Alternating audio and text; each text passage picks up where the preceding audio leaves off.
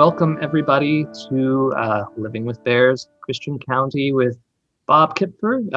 He is part of the Christian County, what is it again, Bob? The Naturalists? The Springfield Plateau Master Naturalist. Okay, great. So thanks so much for being here, and we're excited to hear about this subject. Okay, well, what I'm going to be talking about is a little bit added on to the standard thing we would do, talking about the bears of Missouri, because because of this particular group, I want to focus down on a little bit on some of the bears we've had in Christian County. So we're going to be talking about black bears. Now, grizzly bears, the brown bears that you hear in Alaska, etc., that's a different breed. This particular bear that you see here was at the end of Highway W, which is just about 2 miles south or east of Ozark, and then 10 or 12 miles south of there. And it was visiting a set of bird feeders, as you can see. Now, okay. So we are located. Here's Ozark. We are located, our land is on Bull Mills, which is on Bull Creek, south and east of Ozark, as you can see up here. And we bought that land in 95 and expanded it. And then the last 16 years, when I retired, we dove into nature and conservation work. There are 16 subspecies of brown bears. I don't think we're particularly interested in that subspeciation of them, but this shows the map of where brown bears occur at the current time. And you can see there are species that are down in Mexico and in Florida. So the history of black bears in Missouri is about a 200-year recorded history, because before that, there was no one here recording it. The Native Americans were harvesting bears, but they weren't writing it down. So Schoolcraft in 1818 discussed the bears and the use they had by settlers. Bear hides were a very important source of income when the subsistence farmers that would be here would hunt for food. Bear bacon was considered a delicacy. Bear hides were $1 a piece, and that's in 1840s dollars. The bears were hunted so heavily with unregulated hunting that by 1927, there were only a few bears in the Boot Heel. In 1950, there were 2 killed in the Ozarks, and we didn't know if those were even native. And then 1990s, there were 55 sightings in 26 counties. But that's because they've been starting to import bears. And now the population in 2008 was up to 300 to 500. So the Ozark Highland population started about 1957 when Alaska introduced 200 bears, bringing them down from Minnesota, Michigan area, and repopulating. So by 2014, it was estimated that there were 7,000 black bears in the interior highlands. That's this whole area here. Now, as we saw that there were increasing numbers of bears, the Missouri Department of Conservation responded by starting a study to study how big a population we had, how quickly they were growing, how the bears lived. It's important to educate the public on living with bears and to develop a long-term management plan. So in 2009, we had reported the sighting of a bear on our land to our conservation agent. And so when they started the study in 2010, he recruited us to be one of the first places to set up a place to trap the bear and do collaring, the studies we're going to be talking about. Unfortunately, we never got to trap a bear there because they kept catching them about 3 miles away, which they were on their way to our address. I'm sure they knew where we were. So let's talk about some of the bear facts. Bears have very poor vision nearsighted. That is, they can see things close up, but not far away. you'll hear about bears standing up on their hind legs, and usually that's because they smell something. Their smell is excellent. They can follow a scent of fish oil on a rag that's held up as bait for 3 miles. They can focus in on it, but they're standing up, looking around, saying, "What's out there? Because I can smell something, I hear something, but I don't know that you're there." And their hearing is very acute. The intelligence of a bear is equal to a 3-year-old human. They're one of the most intelligent mammals known. They have excellent navigation skills. As you'll be seeing, I'll be showing you an example. They have long-term memory. They can remember where they found food, like a bird feeder, and come back 5 years later and say, "Oh yeah, I remember where that was."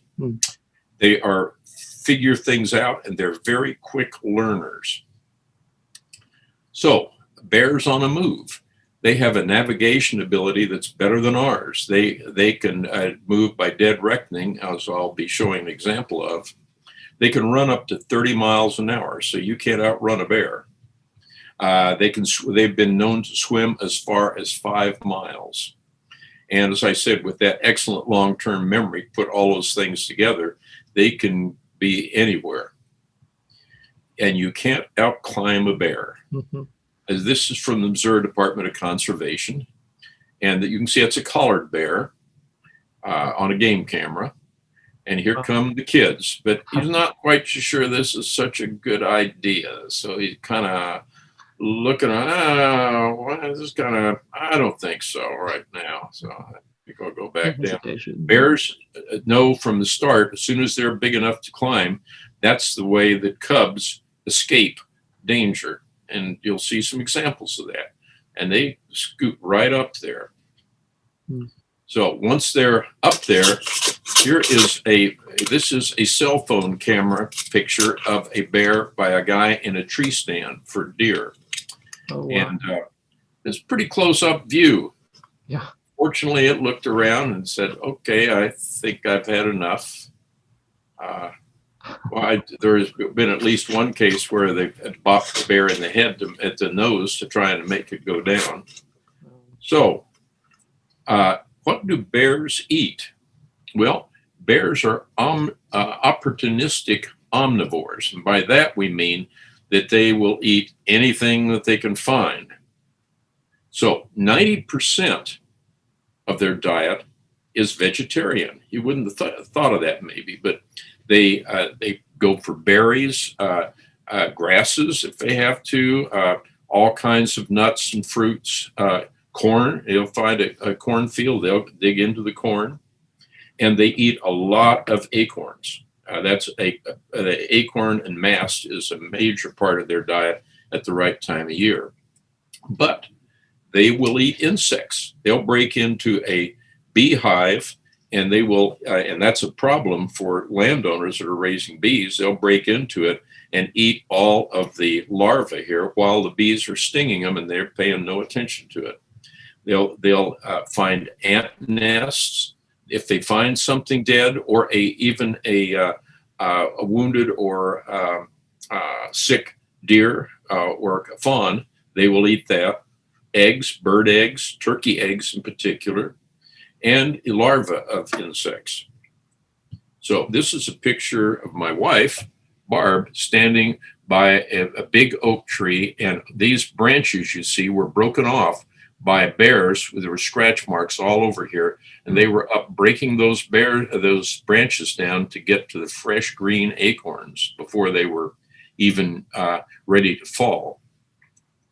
And this was a picture below that tree. There is bear scat with all kinds of things that it has eaten. It's a lot of acorns. Yeah. So hibernation, that's always a question.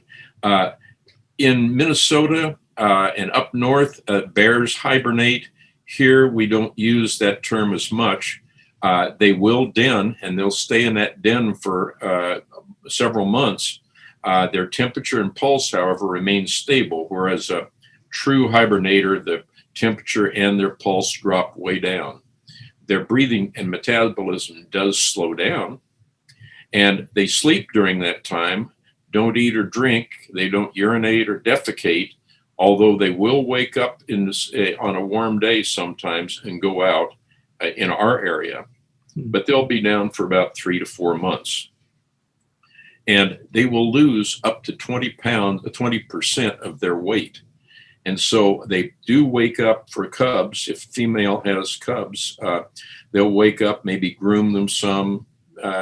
If the calluses on their paws will dry up and peel off because they're not using them, not walking on them, and the skin is growing, and they will even eat those calluses. So their diet varies a lot by season. So they wake up hungry in the spring. They've lost 20% of their body weight, and they're ready to eat anything they can find. And there's not as much out there. There's young shoots, tree buds, grasses, wetland plants, insects, and they'll be looking for various insect sources. In the summertime, of course, there's fruit and berries and soft mast and buds and drupes. That's fruits that have the nuts in the center. And in autumn, when they are getting ready to quote, hibernate, they overeat. They eat everything they can find, and they eat lots and lots of hazelnuts. Oak acorns are big. They'll compete with the turkey and, unfortunately, with our feral hogs to get to those. And so they'll eat hundreds of acorns a day. They'll raid squirrel nest caches. They're eating fall fruits, pawpaw and persimmon, and ants and grubs. And they're going to be looking for human refuse, bird seed, dog food, garbage, anything that they can find. This is a good example of that. This was a log that was on our land. It was about 10 feet long, and it was about 14 inches in diameter. It had been laying there rotting for a couple of years. I went up a couple of days later on the ATV looking around, and this log had been rolled over and it had been scraped out. And this is what we call a bear trough. What happens is the bear straddles it lengthwise and goes down and digs it up, digging up the beetle grubs and the ants that are in there. And then, didn't need that. They will eat all kinds of insects, particularly those grubs that are in there in large numbers. So I want to talk about bear cubs. First of all, let's say that bears mate in the spring, and then they hold those eggs, those fertilized eggs, which don't develop until the fall when they crawl into their den. Then the babies grow. The babies are born in the den while they're sleeping, and the babies nurse while they sleep. This strikes my wife as being a very good deal, and she was wishing she could have done that. But you know, we are what we are. So in January or February, they're born 2 to 4 cubs. They're about 9 inches long, and they're blind and toothless and very, very cute. 2 months later, they will be leaving the den. Their mother can actually sometimes moves them, picks them up by the nape of the neck in her mouth, and they've been known to carry them as far as a mile away if there's some reason they need to move them. They will stay with the mother until the next winter, and then they'll break off on their own. So here's a little bit of bear cub action. Oh. This is why I was asking Aaron about, is there going to be kids here? Because we've got some good stuff for kids. Well, hopefully we'll have some kids watching at some point. Because, yeah, I'm sure all ages. Oh, yeah. They're adorable. So this shows you how cute they can be. And they can complain if they're worried, as we'll hear. These are all filmed from the Missouri Department of Conservation.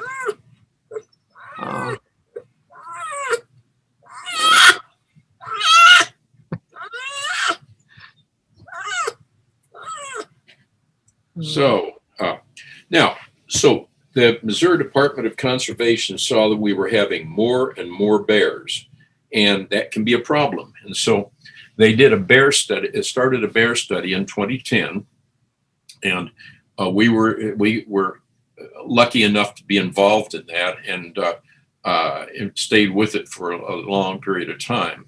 The questions that they had were, what's the distribution and range? Where do they occur? We need to get humans to know how to live with bears, because the bears probably aren't going to be as good about living with humans.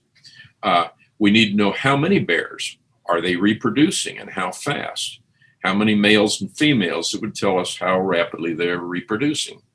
And how many cubs are surviving to adulthood? And where do they den? So the information that they had from 2004 through 2017, these are people's reports. Our report would have been right down in here. And so they kept track of the reports they had of bears each year. And in doing so, they kept track of one other thing, and that is where they were having problems. Was it, gee, there's a bear? Isn't that cool? Or was it, I've got a problem bear, you've got to help me with it? So one thing that we've discovered is that the range of the bears are expanding. You might expect if the numbers are expanding, the females have to find another place so it's not too crowded. They're kind of like us. They don't want to get too crowded. So these are areas that it's expanding to. And you notice up here is just on the outskirts of St. Louis. So that's also a problem concern. So what they were doing, we were first of all trapping bears and putting on a GPS collar. That collar fits around the neck of the bear. It stays on batteries, sending off signals regularly to where the bear is, so that you can track the bear's movement from day to day. They put those on the internet, but there was a 10-day delay before they put them out, so people couldn't go out and find a particular bear. Right. The collar was set so that when the battery wore out, the collar falls off. And once the collar stops moving, they know where it is. They can go out, recapture it, the collar, put new batteries in it, and use it again. The other thing that they were doing was collecting hair samples. What we do for that, we would put down a barbed wire 18 inches above the ground in a triangular or pentagonal, square, whatever, with bear scent in the center. That's this bear scent here. And that lure was usually fish oil. As I said before, they can smell that from up to 3 miles away. The bear comes in and goes over the barbed wire, could go under for a small bear, and either way leaves a little tuft of hair there. They can then take that hair in and do the DNA on it and say, oh, the DNA of this bear was over here 10 miles, and then it was over here. And they can chase that bear around, particularly if it's been a collared bear, then it's even got a number and it's got a tag on its ear. Interesting. So the trapping of the black bear, you could first have to know, what do bears like to eat? And if you know Yogi Bear, hey, jelly donuts.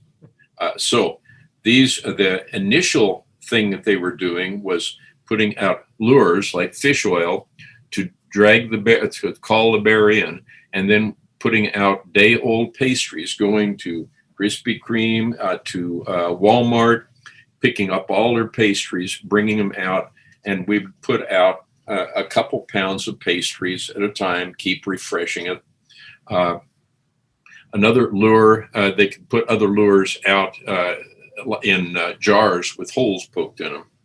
Now, nowadays, they no longer do this, and that's because this is a human food. There's no need of getting the bears excited about human food. So they have switched now, and they use fish, rotting fish, and other things that the bears would be attracted to, but wouldn't necessarily say, oh, that's human food.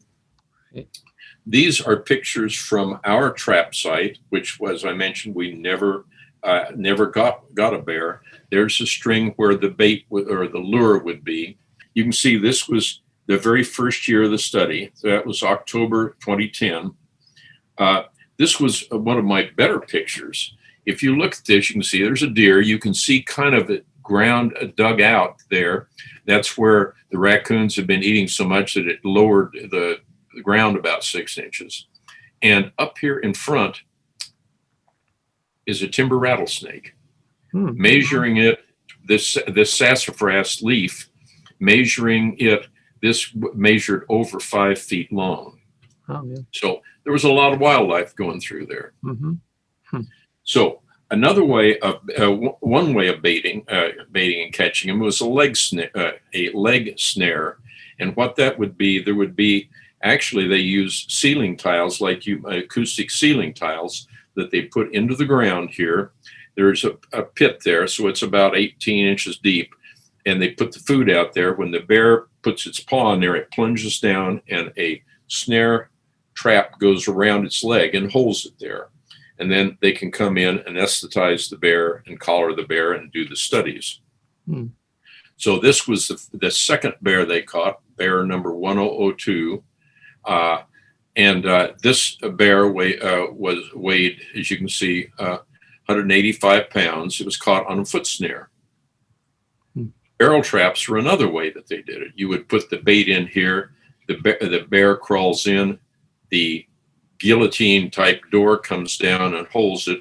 You've got holes to poke through to anesthetize the bear.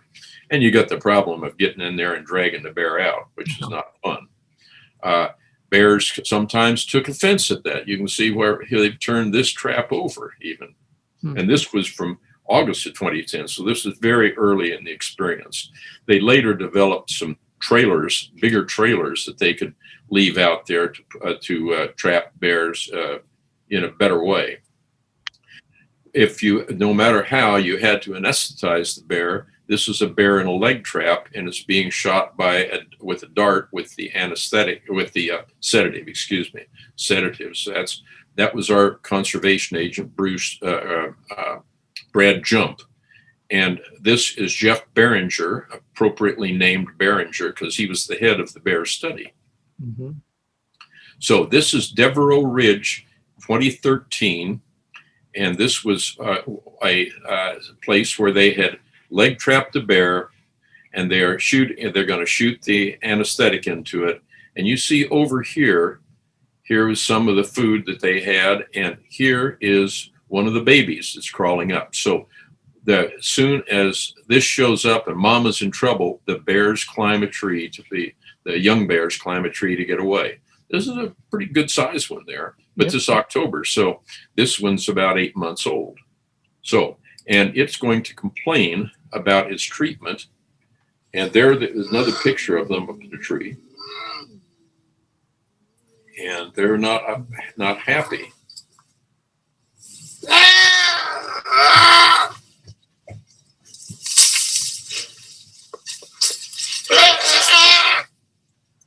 Et cetera, et cetera, et cetera. So we can play that for a long time. Oh, I'm sure. So this is one of the biggest bears that they trapped. 485. I don't know, it is a record now. This was 6 or 7 years ago. But you can see the size of the paw on that bear. Now, when they have that bear anesthetized, they take over 20 measurements. They measure virtually everything, including having that bear on this sling, and they raise it up and weigh the bear. So they're measuring the length, girth, etc. They remove one tooth, one of the premolars, which is not really necessary for the bear to eat with, and they can slice it up and tell about the bear's nutrition, if it's a female, when she had cubs, because it affects it just like tree rings. And they medicate the eyes and cover it so they won't get damaged during that time. And they put the collar on. The collar is fastened on with nuts and bolts, but it falls off electronically over here when the time comes. So after that, it's really important to protect the bear, because if a big male came along or something else that thought it was dead, it might injure it. So somebody has to stay with it. I got to do that once. It was a real thrill. Just me and my bear repellent. watching this bear wake up and nodding its head and finally getting up. Mm. So this is the tale of Little Dummy. Little Dummy was a bear that was collared very close to our land in June of 2011. He was a healthy young male, 120 pounds. He was caught again in 2012, and they removed his collar.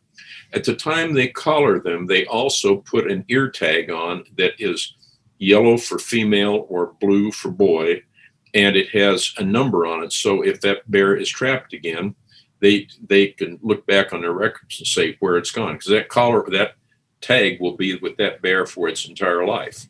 Mm-hmm. Now, they called him Little Dummy because he was caught regularly 3 or 4 times a year, and he would come back in, and they call him Dummy because he was dumb enough to get trapped. But I argued with Jeff that this bear was smart because it learned it could crawl in, eat a whole load of donuts, get a shot, get drugs, sleep it off, and get up and go find another load. So Dummy, it had trained 3 highly trained wildlife biologists to go out to Walmart to get donuts to bring in for it. Who's the dummy here? That's true. Anyway, we've gone around that for many a time. Mm-hmm. This is Little Dummy 4 years later. This is my wife looking into the trap. I'd been called because the agent had trapped this bear about 5 miles away. It was a overcast morning, and his flashlight batteries went dead. So I came over. We were hoping to read the tag on its ear. It was worn enough that we couldn't see it through the trap. And so, but it turned out that it was Little Dummy. So this is a shot that I took right where Barb's looking through. This was the eye looking at it. He was not sedated. He's just kind of waiting to get up and go. And you can see the ear tag here. Mm-hmm. If you look carefully, you could also see he's got a bunch of ticks on him. Mm-hmm. So at that time, you could follow where the bears went on the Black Bear Project. And this was Little Dummy, Bear 1117. And this is places that he was tagged, or that he was seen from his collar. And when that was running back in the day, at that time, you could see live, you could see up until a week before where the bear had been. And if you clicked on any one of these, it would tell you the time, the date that it was there. So you could really track a bear around. And this was our land right in here. And this is a close-up when you zoom in. So on September 4th, 2011, today, that's a year after he was first tagged, but he's still wearing his collar. This is our house right here on Bull Creek. Go straight down Highway W, east of Ozark for about 10 miles. You get on a Red Bridge Road, and where you cross the Bull Creek on the Red Bridge, that's where we are. Okay. And that's where this road crosses here. So this is the house. Here's where Little Dummy was that day. And we had a game camera out that time. And this is Little Dummy on the game camera, which was located right down here. So we just extremely fortunate that everything fell together. Couldn't do that again in a million years. So then they've been doing bear den studies ever since then. And the bear den studies, they find the collared bear, go out, trace down the female, and we'll show some pictures of that in just a minute here. But this shows the areas that they're starting to move into in their dens, and which means that population is going to be staying up there. The boys travel long distances. The girls stay pretty close. And so if she has a pack up here, it has some babies, they're probably going to be in that region for some time. Mm. So bears den in caves, in ground nests with just protected areas, under overturned roots and brush piles, and in hollow trees. This particular tree was on our land, and we saw a bear climb into it. The hole was high up, about 15 feet up. It was the opening. This is after it came down a couple of years later. But you can see it could hold a pretty good sized bear. Yeah. That, by the way, for identification purposes, is not a bear. So, bear den activity. This comes from the Missouri Department of Conservation, and I think it's pretty self-explanatory, but this bear has come out during the winter, and now it's been out and crawling back in. This has been edited heavily, so this is compilation. All kinds of things come up, and check it out. Here comes a field mouse, wood rat. We quiz kids when they're watching this on what they think they are. I think you know what this one is. Raccoon. Another bunny. Now it's in the snow. Squirrel escaping, all in the same hole. Another raccoon. We're coming to my very favorite here in a minute.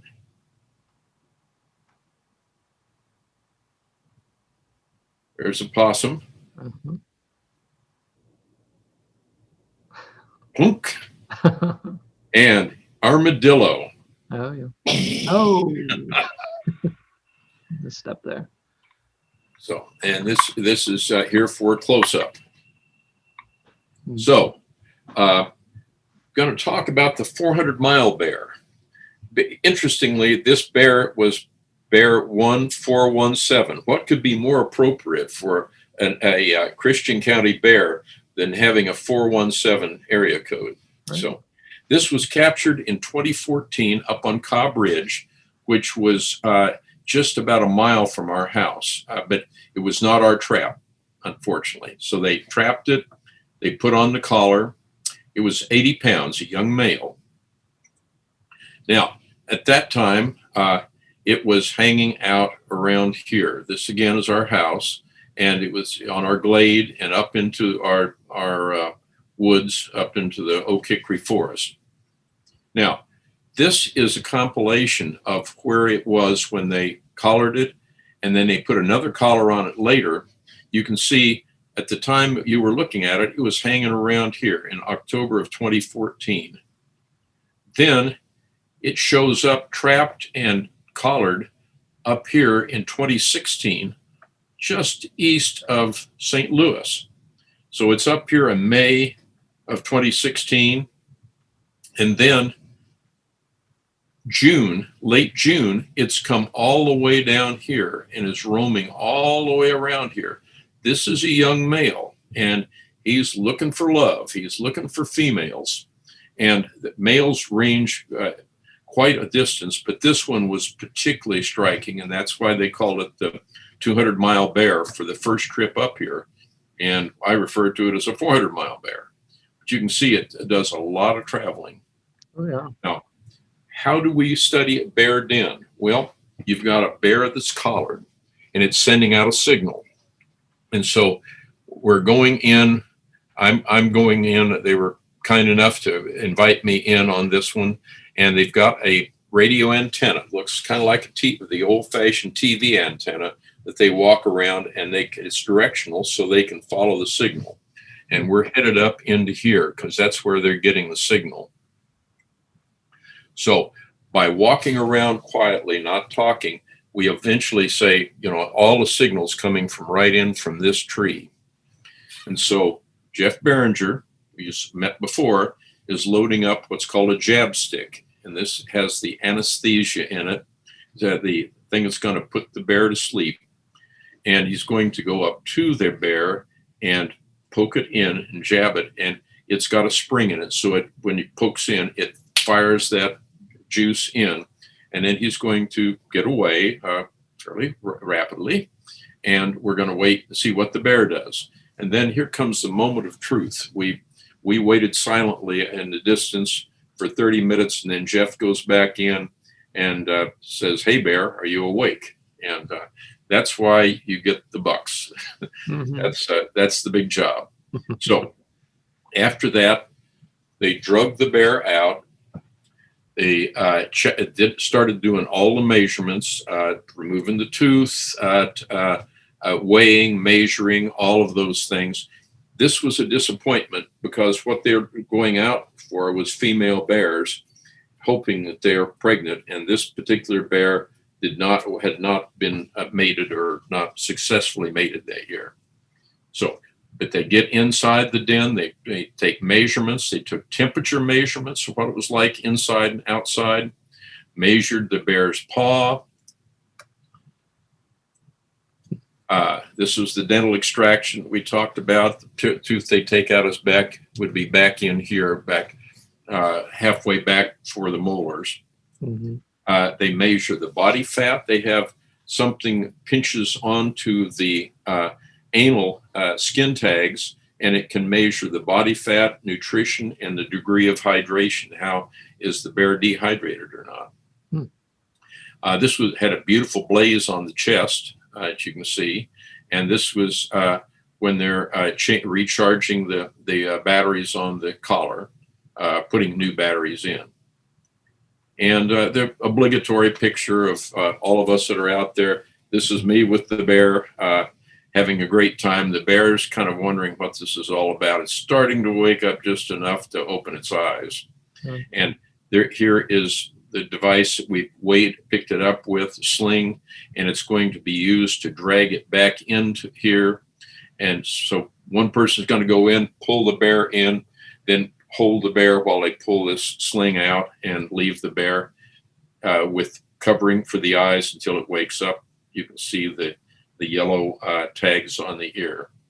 Those are numbered, as I mentioned. So the current goal is to measure the survival of bears. How long are they living? How well are they living? Their nutrition, etc. To measure the female productivity. What are the odds that a female is going to have a baby, and how many does she have, 2 to 4, and how well they live or how many live. And by doing that, we can forecast the population growth. So identify the areas that they're traveling, kind of look ahead and say, where are they likely to expand to? I didn't mention before when we were looking at those range maps, but with those range maps, there's a lot. Frequently, you'll see a whole cluster of them in one area. And it's not necessarily that these are ones that are reported by us.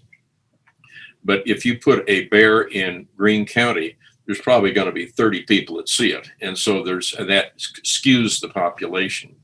But the population is expected to double over the next 10 years. So that can be a problem.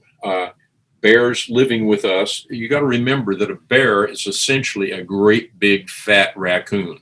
It eats all the things that a raccoon does. It likes to get into your trash. This was our Christian County bear at the end of Highway W. So it's important that we teach people how to live with bears. You never feed a black bear, ever, ever, ever. If there are any bears in your area and you know it, or your neighbors call and say, hey, that we've seen a bear, bring your trash indoors. Or if you have there are trash containers that are bear proof. Don't leave dog and cat food out overnight. Stop feeding birds in the summertime. If the bears are reported in your area, never approach a bear. If you see a bear, back off, get your pictures, but don't go in for a close-up. And notify the Department of Conservation if you've seen a bear. They're very anxious to have your sightings, and especially if you've been threatened by a bear, because if you've been threatened, other people are at risk. So what happens to nuisance bears? Well, first of all, if you're having problems around your place, they recommend banging pans, loud noises, shouting. Sometimes they'll use rubber bullets and shotgun to make it a very unpleasant experience for the bear, make it want to go.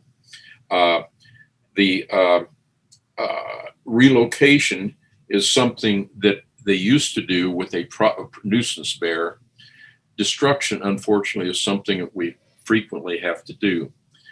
The tail of Pine Ridge. This was about 4 or 5 miles from our house, up on Pine Ridge, Highway H that connects Forsyth to Chadwick. And up there, this was in 2011. But a neighbor first told me of this story, and then I got it from the bear biologist that was handling it. A family up there saw a bear down by their barn eating dog food.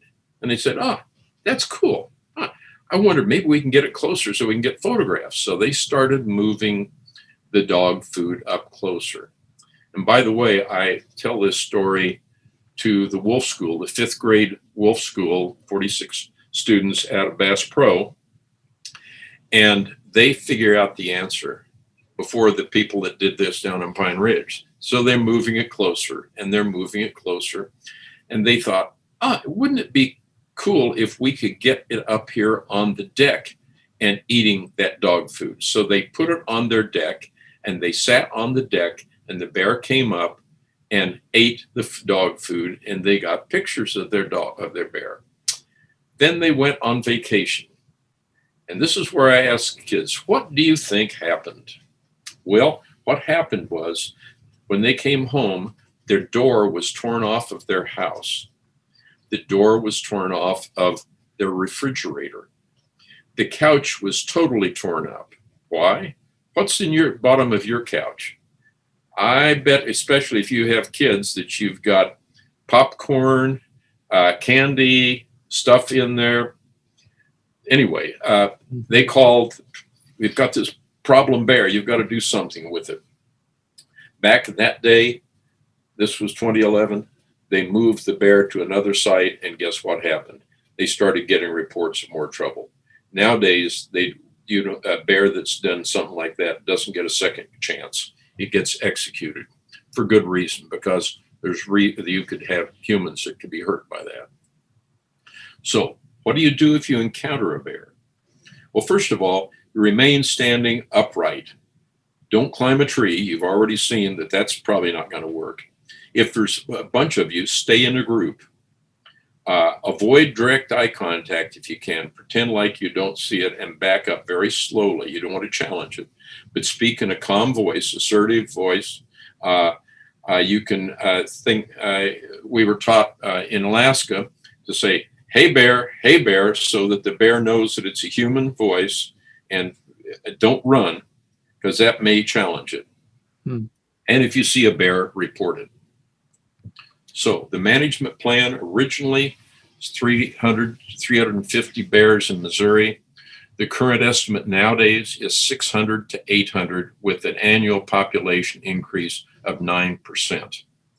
So there is a term called carrying capacity. And if you think about carrying capacity, think about you're a rancher, you've got cattle in a fenced-in area. Carrying capacity is the number of cattle that you can have living in that area that has the crops or the food and the water that can support it.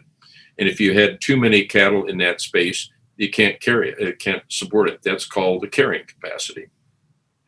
There is social carrying capacity, and that is what we as humans can tolerate about bears. If you have a bear in your backyard in Nixa, you've probably exceeded your social carrying capacity. So the original studies, 350, now currently up to 800. Because of this, we've started a limited bear hunting season. We have to control the population. And so it's going to be from October 18th to 27th of this year. Anybody that's a citizen of Missouri can apply for a hunting permit. Only a set number will be set up. And this is the area they're going to take 20 from Zone 1. This is where we are in Christian County down here. Zone 2, 15. Zone 3, 10. There's fewer bears up here, but there's also more population, so they have to balance those things. The hunter has to call the day of the hunt, the morning of the hunt. And if the numbers have been exceeded, they say, nope, you can't go hunting. So each day he has to get permission to go out hunting. They have to retain the edible portions, and they have to bring the bear in to be checked by a conservation agent. With time, that's going to increase. So we're probably going to have increased numbers. Two things I'm going to throw in, and that I usually use when we get into questions. What are the chances of injury or death? Here is the risk of death from spiders, dogs, bees, lightning, and black bears over a 20-year period. So very, very small. And several of the black bears were people that were hand feeding them, trying to prove that the Darwin theory of extinction. So finally, why, this is a delicate subject. Why kill bears? Why would we have a bear hunting season? New Jersey has had a huge problem with this. New Jersey, this is the state of Missouri with the superimposed map of New Jersey. And in this little area, in the upstate area, they have 4,000 bears. This was 2-3 years ago when a student from Rutgers, a foreign student, was killed by a bear. He was with a group of foreign students. They'd never been in the United States before. They tried to outrun a bear, and they went in separate directions, and he was killed. On the other hand, they have had hunting seasons where they've killed up to 800 bears trying to keep their numbers down, and the general public has gone bananas about that and forced the governor to try and stop all hunting.